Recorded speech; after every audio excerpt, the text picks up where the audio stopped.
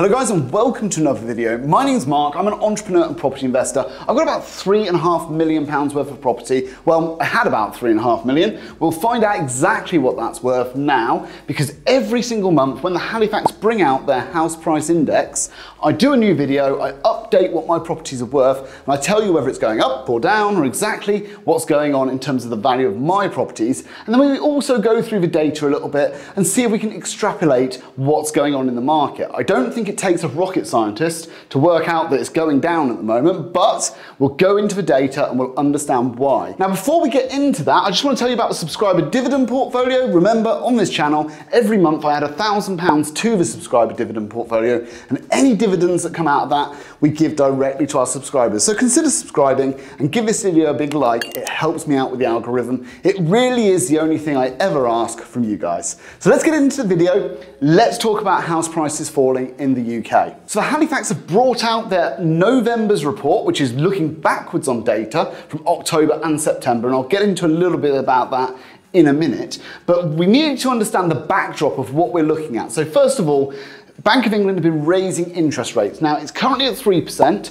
At the time when most of this data was happening, it was probably 2.25%, because we're looking backwards again. And it's recently gone up to 3%, and looking forwards, the market is expecting further rises. And why are the Bank of England increasing interest rates? And what impact does that have on property? Well, they're trying to combat inflation, which is currently at 10.1%. And what that really means is there's this cost of living crisis. You will have heard of it in the paper and in the news. And by putting up the Bank of England rate, mortgages and everything that you borrow becomes more expensive. And the aim really is to take money out of the economy and slow demand down. And when you slow down demand and supply stays the same, prices come down. So the aim is really to reduce demand in the economy in order to bring inflation under control. And they're doing it. They're doing it certainly in the property market. So we'll be able to have a look at the impact of all of this. Now, the first thing that we see is in October, property prices went down by 0.4%.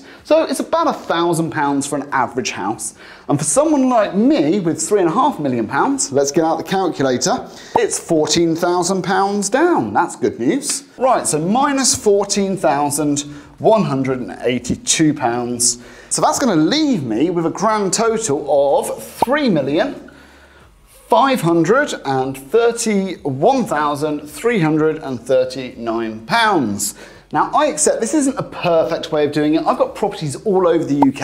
I've got London, I've got Oxfordshire, I've got 3 in Didcot, I've got some in Northamptonshire, I've got 4 or 5 over there, I've got a couple up in Sheffield. So I do have a broad range of properties in the UK, and I think if we take this broad range metric, I'm not going to be far off the average. But I understand that I do have regional variances and I do have variance in property. But this is the best way that I can think of representing to you guys exactly what's going on in my portfolio. So, in terms of this month, minus £14,000, I don't feel great about it. It's much more fun tracking it when it's going up, if I'm honest, but it's inevitable. And with everything that's going on, as we read through this, this isn't going to be the only drop that I suffer over the next 12 months. So let's get back to the data. Minus 0.4% down. That means 292,598 for the average property in the UK, down about £1,000 from their highs. Now, the HMRC have reported that sales are up 0.2% on August's data. In September, again, remember, this report looks backwards, but that doesn't tell the full story. In fact, that sounds positive. It really isn't when you take a year-on-year approach.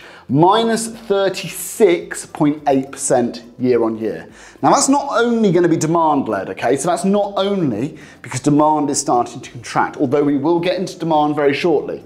That, again, is on completed properties because it's the HMRC. So this is properties where people have bought it and paid their stamp duty and reported it in.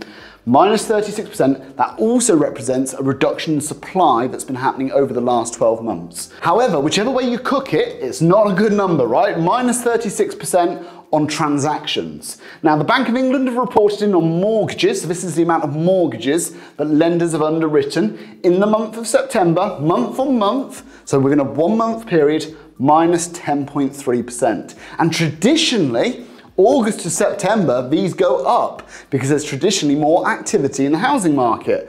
Again, looking year on year, minus 7.3%. It's going down. So everything about this says that demand is drying up, transactions are drying up. This is not going to be a positive thing when it comes to house prices.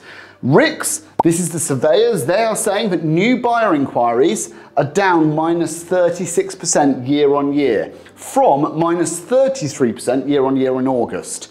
So that's down another 3%, although it is compounding over this period of time. And again, this highlights that buyers are removing themselves from the market. There is less activity taking place. New instructions are down minus 13% year on year, from minus 15% in August. That means new instructions are actually going up. Although that's a minus number, it's less than in August, which means that transactions or instructions are starting to increase. Agreed sales though, this is the actual activity today, minus 27% year on year, from minus 22% in August. Again, I think that's really, really telling. A quarter of the buyers have left the market. And when I speak to some estate agents, and I have been doing that recently over the last week or so, the anecdotal data would absolutely be represented here. 25 to 50% of buyers out of the market. No massive increase of supply, however, prices are starting to come down. Now that is essentially what I'm being told on the ground. And the data, it absolutely represents exactly that reality. Buyers have left the market, instructions are starting to come back on, agreed sales are down. For me, that means house prices got much further to fall. So how much further could house prices fall? Well, Savills are saying minus 10% next year. Nationwide are saying minus 30% under a worst case scenario. So we're looking somewhere between those two numbers according to the experts. For me, I think it very, very much depends on the Bank of England and their mandate to crush inflation. How far are they willing to go? Are they willing to completely stack the economy? Which, I'll be honest, if you start raising interest rates much, much higher, you're going to start seeing defaults on mortgages. When you start seeing repossessions, it's going to become a very unpopular policy. And we have to see what the public reaction to that is, and then what the Bank of England reaction will be to combat that. So for me, I think there's a lot in the air at the moment. We have to wait and see, but minus 10% to minus 30%, I could definitely see somewhere between those sort of numbers. And that's going to mean that I'm going to lose in my net worth about 350,000. But there will be opportunity.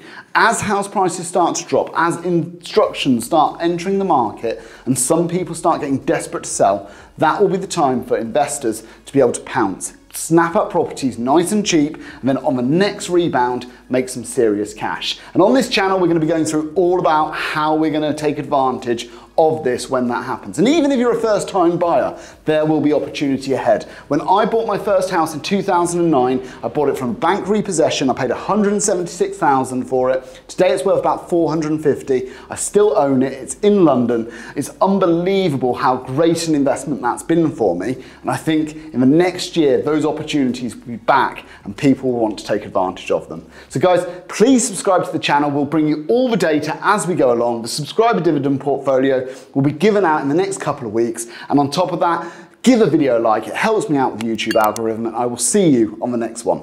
Cheers, guys.